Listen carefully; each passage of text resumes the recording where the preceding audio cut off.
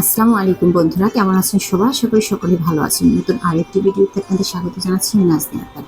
তো বন্ধুরা, আজকে বৃহস্পতিবার, আগামীকাল শুক্রবার, আর সেই জন্য পায়েস রান্না করছি আমি। এই তো পায়েসের দুধ বসিয়েছি, এখানে 3 কেজি দুধ দিয়েছি আমি। দুধ দিয়েছি আর সাথে হচ্ছে এলাচ, দারচিনি আর তেজপাতা দিয়ে দিলাম একটু ফ্লেভারের জন্য। আর এই যে একটা ডাবর রেখেছি, এটা কারণ এই যে দুধ নিচে নাড়তে হয়, সেই কারণে একটু বড় হাঁড়িতে দিয়ে দিয়েছি।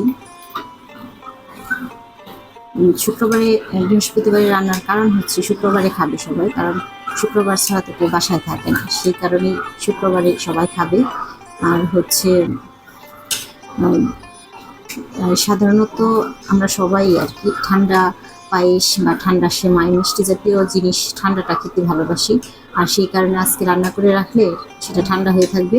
আর জোড়ালে ফ্রিজে রেখে দিব, নর্মাল টেম্পারেচারে একটুখানি ঠান্ডা হবে মোটামুটি আর কি, তখন আমরা খাবো আর কি সকালে। ইনশাল্লাহ খেতে খুব ভালো লাগবে। তো সেই কারণে আর কি বৃহস্পতিবারে রান্না করা। গরম গরম পায়েস বা সেমাই, গরম গরম মিষ্টি জাতীয় কোনো আইটেম খেতে ভালো লাগে না, সেই কারণেই আর কি রাত করে রান্না করা। তো আর এটা হচ্ছে গুড়, মানে খেজুরের গুড়, আর এটা হচ্ছে নারিকেল, এটা নারিকেল। সব কিছু দিয়েই দিব। আর এইখানে হচ্ছে পোলাওর চাল ধুয়ে রেখেছি, এখানে 250 গ্রামের মতো বা 250 গ্রামের কাছাকাছি হবে। 250 গ্রামের কাছাকাছি, একটু কম হবে আর কি, 250 গ্রামের মতো হবে পোলাওর চাল ধুয়ে রেখেছি। আর গুড়টা পাটায় এই করে মানে ছেঁচে রেখেছি। একদম দলা দলা ওগুলো দিলে তো, পাটা পাটা ওগুলো দিলে তো গলবে না বা গলতেও টাইম লাগবে, সেই জন্য আমি পাটার মধ্যে এটা ছেঁচেছি।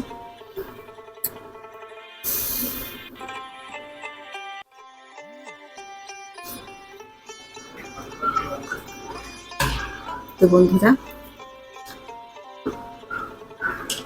গুড় দিয়ে আর কি পায়েস খেতে খুবই ভালো লাগে, খেজুরের গুড় দিয়ে।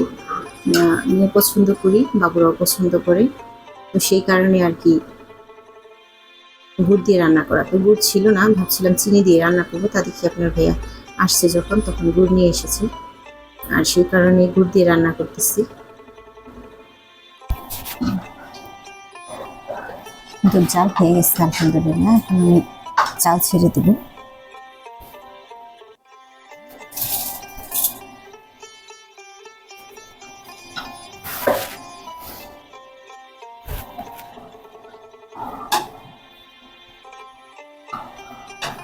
চালটা ফুটলে তারপর গুড় দিব। আর সেমাই রান্না করলে আমরা সাধারণত আগে দুধ চাল করি, তারপরে দুধের মধ্যে চিনি দিই, চিনি দিয়ে চাল করি, তারপরে হচ্ছে সেমাই দিই। কিন্তু পায়েসটা ওইভাবে রান্না করলে ভালো লাগবে না, সেই কারণে আগে দুধটা ভালো করে চাল করে নিতে হয়, তারপর হচ্ছে চাল দিতে হয়। চালটা ফুটলে তখন দিতে হয় গুড়, ফুটলে বা ফোটার উপক্রম হলে।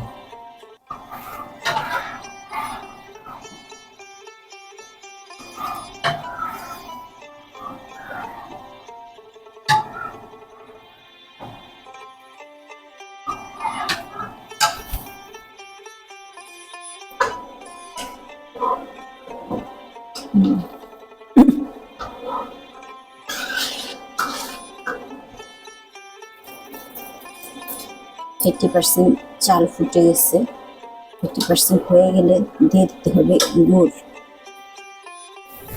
এখন গুড় দিয়ে দিব।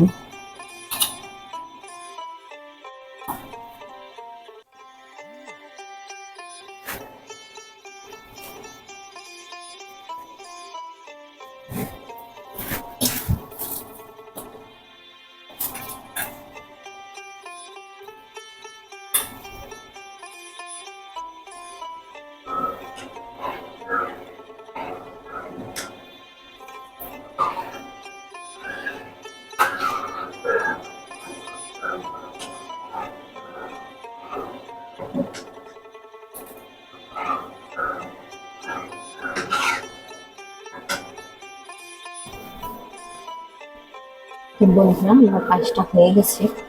এখন আমি নামাবো এটা, নামিয়ে তারপর নারিকেল দেবো, নারিকেল দিয়ে নাড়া দিয়ে তারপর বেড়ে দেবো।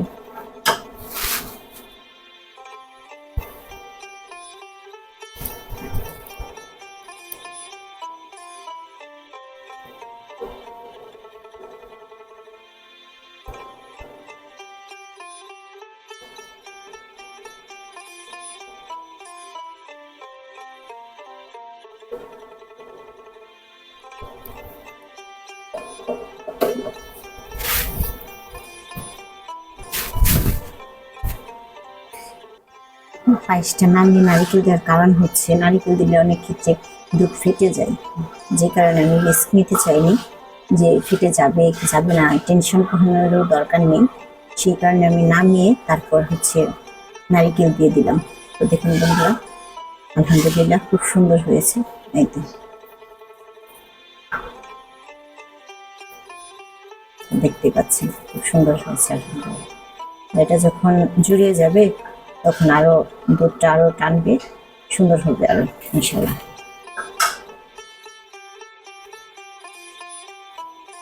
এখন আমি পায়েসটা বেড়ে ফেলবো একটা একটা করে পাত্রের মধ্যে।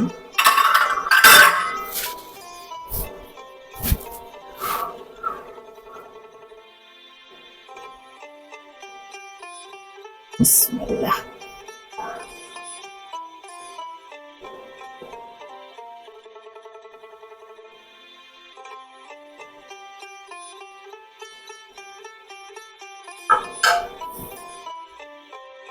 তো বন্ধুরা, আমি পায়েসগুলো বেড়ে দিয়েছি, প্রত্যেকটা পাত্রেই তো বেড়ে দিয়েছি।